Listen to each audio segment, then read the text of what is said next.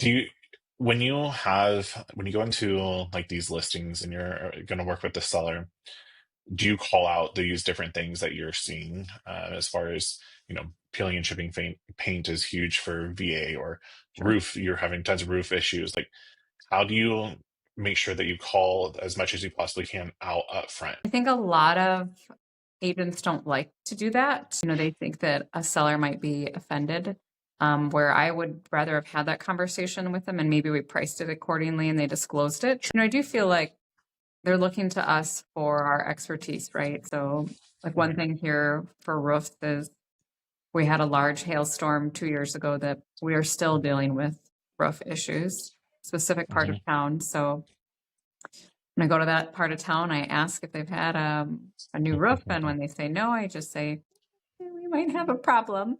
Right. But other things. I think the other thing is people just get so set in their homes that they see it every single day for the last 20 years. Mm.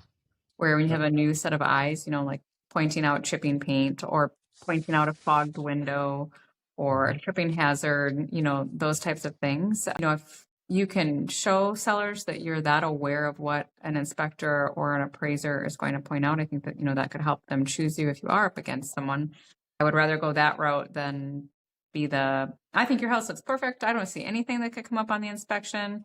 Right. I do always tell people, like, I'm not a trained home inspector. These are just things that I can see that I could maybe see an inspector pointing out. I also have to tell Mhm. them, like, where I'm not going up in your attic. I'm not going in your crawl space. Those are where a ton of problems land. So that's what an Mhm. inspection is gonna, be for.